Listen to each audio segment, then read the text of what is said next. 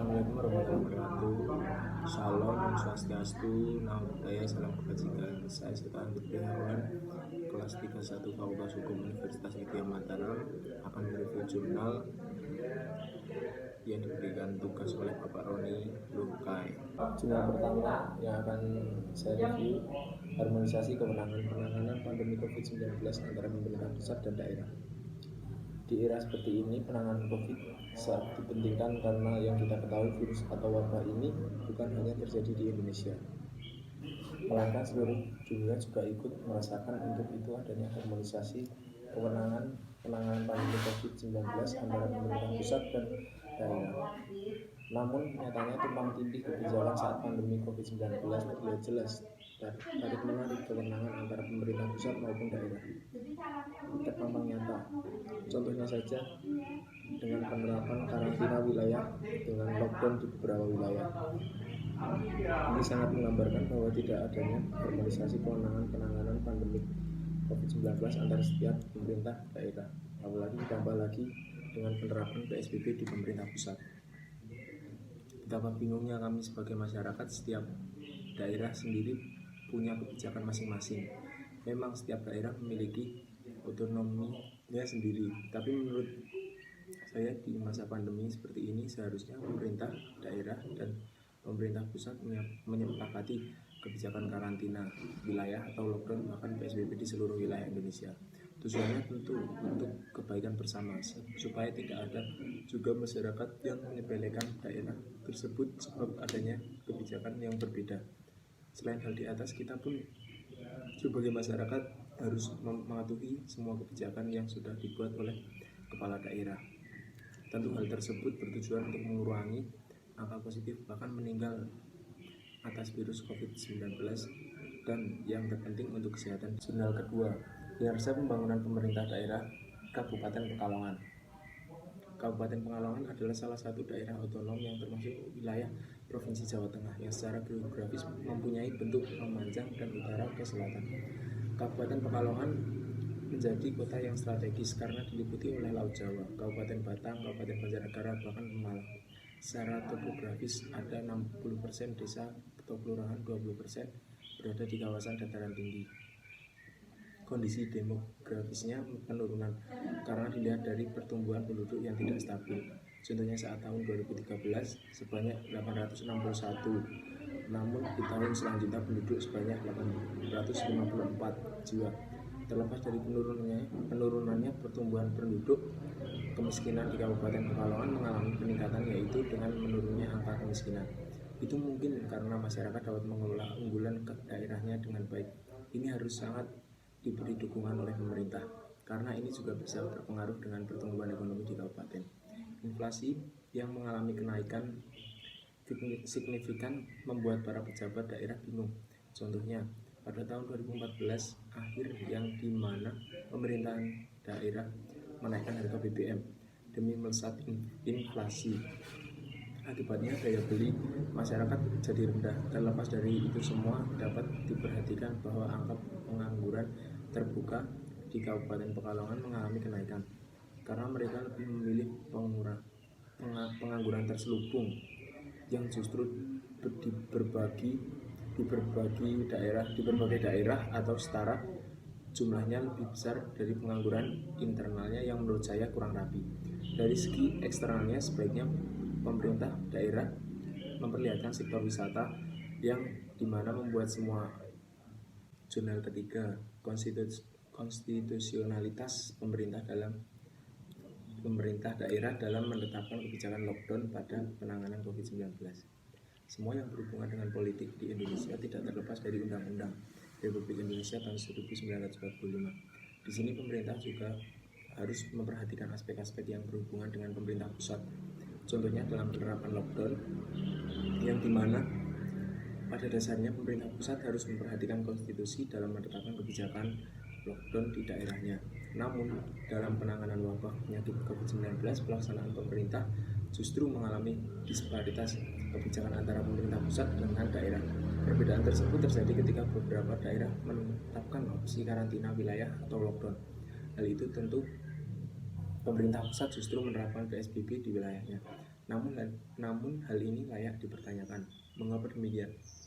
Dari hal tersebut dapat disimpulkan bahwa adanya ketidakpastian dari pemerintah pusat, bahkan pemerintah terkesan lelet dalam menangani wabah ini.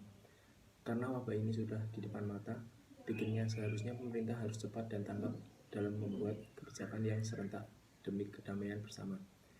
Selain itu pula, pemerintah daerah juga tidak sepenuhnya salah dengan menggunakan kebijakan masing-masing dalam menangani wabah COVID-19. Karena yang kita ketahui, pemerintah daerah memiliki hak otonom yang berarti hak mengatur daerahnya sendiri. Jurnal keempat, otonomi daerah dalam perspektif pembagian urusan pemerintah daerah dan keuangan daerah. Kewenangan pemerintah daerah di tingkat provinsi maupun kabupaten memiliki kekuatan berbeda sesuai dengan tingkat ketentuan pasal 1 angka 5 Undang-Undang Nomor 32 Tahun 2004 tentang otonomi daerah, memberikan referensi bahwa otonomi adalah hak, wewenang, dan kewajiban daerah otonom untuk mengatur dan mengurus sendiri urusan pemerintah dan kepentingan setempat sesuai dengan perundang-undangan. Dalam pembagian urusan pemerintah daerah sendiri diwajibkan mengurusi beberapa hal diantaranya, seperti pendidikan, pekerjaan umum, kesehatan, lingkungan hidup, perumahan, bahkan keluarga berencana dan keluarga sejahtera, dan masih banyak lainnya. Adanya hak otonom juga memperluas pemikiran pemerintah daerah untuk mengembangkan di daerahnya. Selain hal-hal di atas, hak otonom juga berlaku pada keuntungan daerah, yang dimana biasa kita sebut APBD, merupakan anggaran untuk mendanai kepentingan di daerahnya masing-masing. Tentu itu tidak terlepas dari APBN, tapi dalam pelaksanaannya tidak sedikit pemerintah daerah yang tidak segan-segan memakai anggaran tersebut untuk kepentingan sendiri. Jurnal kelima, kewenangan pemerintah daerah dan partisipasi pemerintah daerah dan partisipasi masyarakat dalam pengelolaan potensi daerah. Urusan pemerintahan daerah telah diatur secara jelas dalam UU Pemda. Sebagaimana UU Pemda, kewenangan pemerintahan daerah dapat dibedakan menjadi dua, yaitu kewenangan pemerintah wajib dan pilihan. Kewenangan pemerintahan wajib memiliki arti suatu urusan pemerintahan yang berkaitan dengan pelayanan dasar seperti pendidikan dasar, kesehatan, kebutuhan hidup minimal, prasarana lingkungan, dan lain-lain. Sedangkan kewenangan pemerintahan yang bersifat pilihan terkait dengan potensi unggulan dan khasan daerah tertentu. Adanya hak otonom juga membuat pemerintah daerah memiliki kewenangan seluas-luasnya atas daerahnya sendiri. Selanjutnya, partisipasi pemerintah daerah dalam mengelola potensi tersebut dengan menjaga melestarikan bersama masyarakat. Partisipasi masyarakat dalam pengelolaan potensi daerah tidak lain dengan melestarikannya. Pelestarian tersebut bisa berupa dengan sering mengunjungi atau merawat potensi yang ada, dan pastinya tidak merusak apalagi dengan niat sengaja. Bisa dilihat di sini, partisipasi pemerintah daerah dan masyarakat tentu sangat diperlukan dalam mengelola bahkan melestarikan potensi daerah tersebut. Jurnal ke-6, pelaksanaan pemerintahan daerah dan penerapan sanksi administrasi dalam peraturan daerah.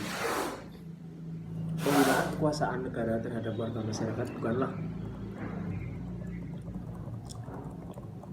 bukanlah tanpa persyaratan. Warga masyarakat tidak dapat diperlukan secara sewenang-wenang sebagai objek penyelenggara atau pelaksanaan pemerintah daerah tidak jauh dari desentralisasi, dekonsentrasi, dan tugas pembantuan. Tentu tiga hal ini merupakan tolak ukur dalam kinerja pelaksanaan pemerintah daerah. Pemaknaan asas desentralisasi menjadi perdebatan di kalangan pakar dalam mengkaji dan melihat harapan asas ini dalam pelaksanaan pemerintah daerah. Desentralisasi politik merupakan pelimpahan kewenangan untuk pengambilan keputusan kepada tingkat pemerintahan yang lebih rendah, mendorong masyarakat dan perwakilan mereka untuk berpartisipasi di dalam proses pengambil keputusan. Konsep pelaksanaan desentralisasi bisa bersifat administratif dan politik.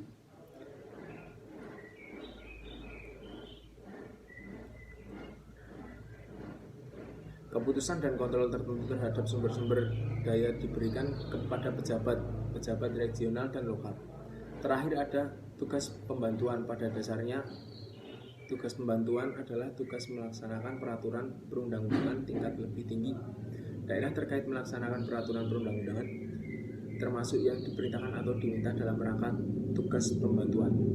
Selain hal di atas, dalam peraturan daerah pembinaan, pengawasan, dan sanksi administrasi sangat penting. Mengapa? Karena pada dasarnya pelaksanaan pemerintah daerah tidak akan berjalan jika tidak adanya pembinaan dan pengawasan. Lalu di dalam penyelenggaraannya juga harus ada sanksi administrasi bagi siapa saja yang melanggar. Jurnal terakhir, jurnal ke-7, Otoda dalam UU Pemda baru, masalah dan tantangan hubungan pusat dan daerah.